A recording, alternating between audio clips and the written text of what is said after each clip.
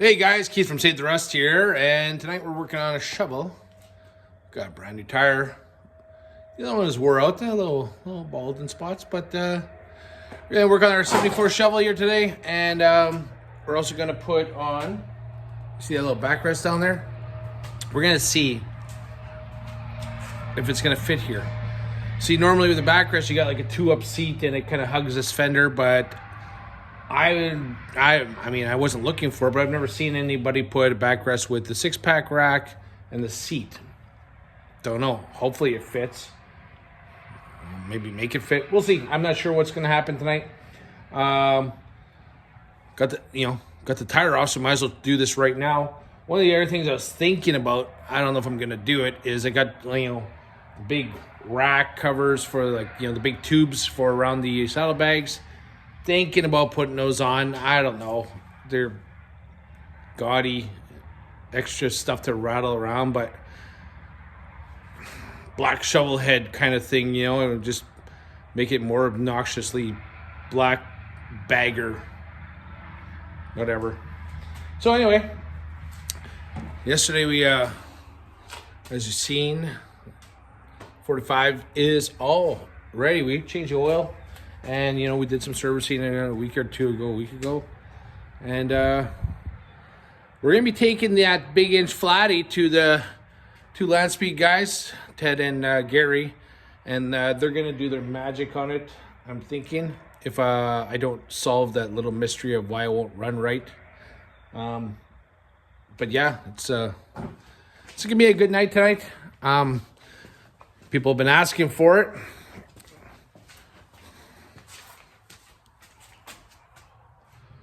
Man, does she look good. And she's fast. We got to do some work on it, too. We got to replace that back tire tube because I ripped it off in third gear on one of my initial runs. Man, that is one fun bike. So thanks for watching. Thanks for all your subscribers and, comments and stuff. I mean, I hope you guys enjoy what we're doing here, basically preserving some history, building bikes from the ground up because that's what we do. That's what I've always done. It's a rare occurrence for me to buy a complete bike. Let's make it perfectly honest.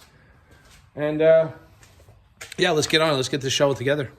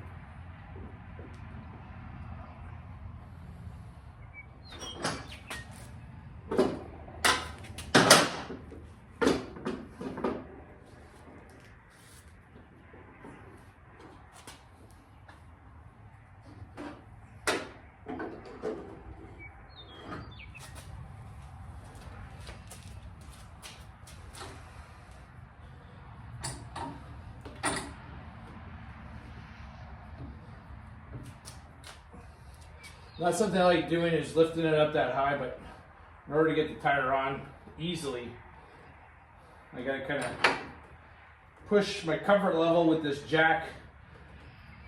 But after that, she's good. So this time we're putting on a I think it's a Dunlop American Elite. Yeah, told you I should get about 30,000 kilometers out of this tire. I got this bike, I keep thinking it's like 5 years, but it's more like probably 8 years ago. Had white walls on it, and I can't stand white walls. So I wore out those tires. Then I put in there a set on. So this is my third set of tires on this bike. So I am getting some miles on them. The shovel head itself, I've done almost nothing to it. When I first got it, I replaced the wiring. There's a video on it anyway. But basically, you know, these are solid machines. You can ride them, put some miles on them.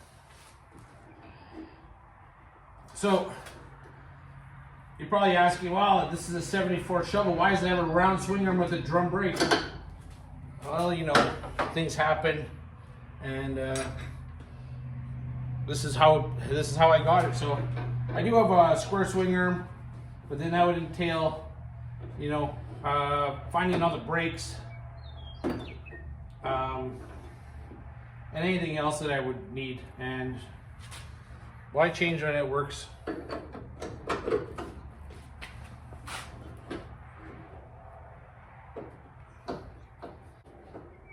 Personally, I'd rather have mechanical brakes because hydraulics, you always end up with some issue. Mechanicals, you just set them and that's it, you know. So, you know, a lot of people won't agree with me on that because mechanical brakes have a really bad reputation, but I like them.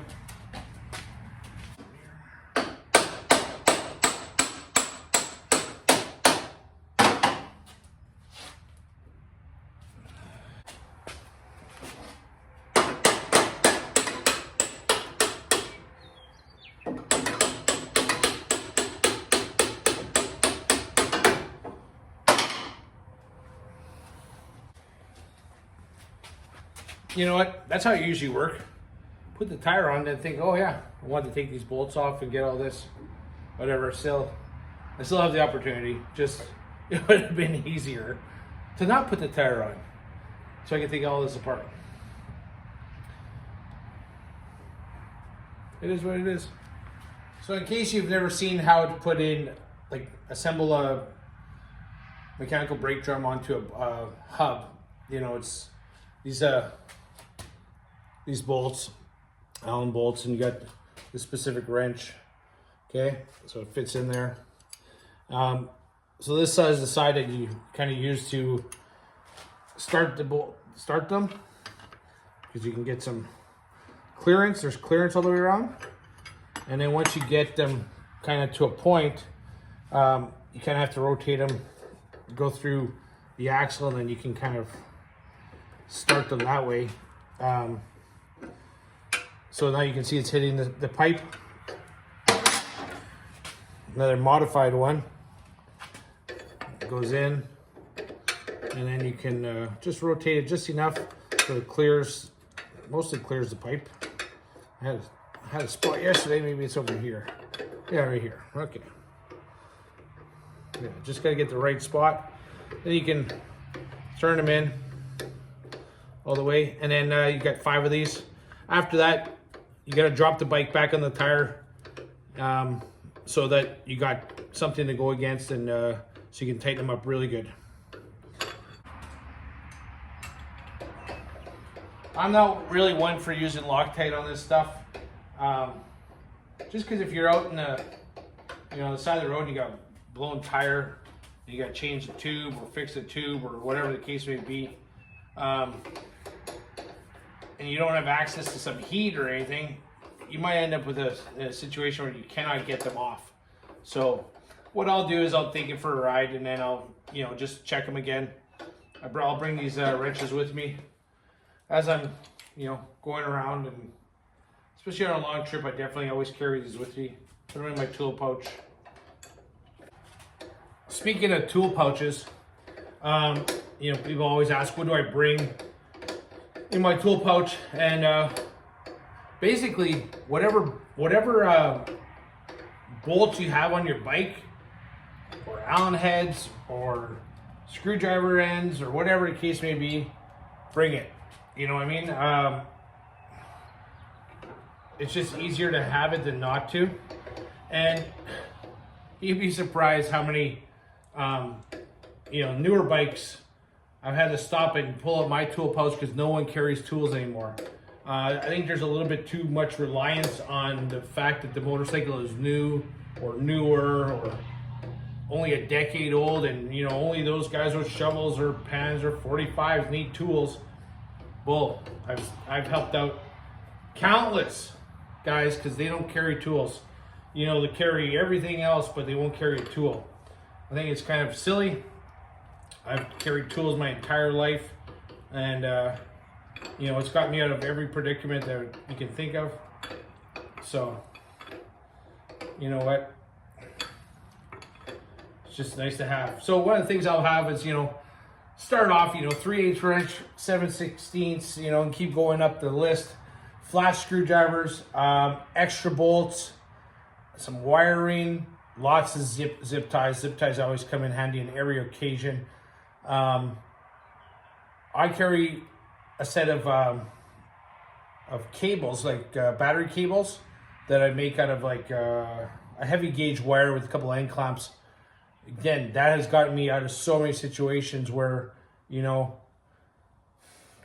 battery's dead, left the lights on, whatever the case may be, and you just need that little spark, that little boost, right, to get you over that hump. So it's not hard to make. It, you know, probably cost you like, I don't know, $10. And you fold them up, put them in your tool pouch, and it works really well. And because that's a, you know, basically one of the biggest things that's going to stop you on the side of the road is going to be, you know, something with the battery, right? I always carry motor oil. It's just, why not? You know, you got the room in the saddlebag. It's not just for clothes and whatever else, you know. So transmission oil and motor oil. You know, some guys have carry little mini jerry cans. I haven't yet, but you know, if I found one that fit into my saddlebag and only took up a certain amount of space, I probably would. But and then tire repair kit. You know, yeah, just, you know, variety of nuts and bolts really goes a long way. Wiring, zip ties, stuff like that. So yeah, tell me what you guys carry that I didn't mention in the comments. I'd be curious. Yeah, maybe I'll pack it in my saddlebag the next time. One of the problems too is having multiple bikes. Gotta always make sure you take the, you know, your tool pouch, if you don't have multiple tool pouches, and put it in the next bike, because that's happened to me too. And rain suits. Get on this bike, take the insurance off, jump on the other bike. You hit some rain, and where's my rain suit? Other bike. So anyway, we got this all tightened. We're gonna drop it down, then we can start really torquing on the lugs, and then we're done that. Then we're gonna start pulling off this and see what we can do with that sissy bar setup. So after removing everything, trying different positions on this sidebar here, nothing's gonna work.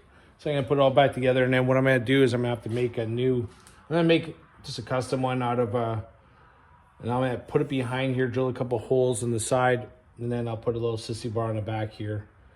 Had to try it, didn't work. That's okay.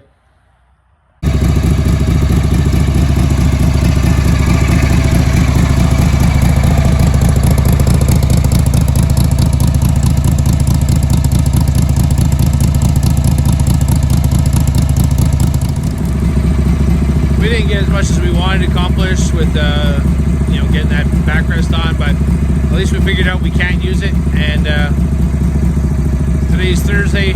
Saturday is going to be like 25 degrees out, so I'm going riding. I'll do those saddlebag rails later. Doesn't stop the bike from running, and probably have less rattles anyway. So anyway, thanks again for watching. I'm Keith from St. Russ. This is who we are. This is what we do. Have yourself a great day, and get out there and ride. Enjoy those old bikes. Not just to look at. They're to put some miles on.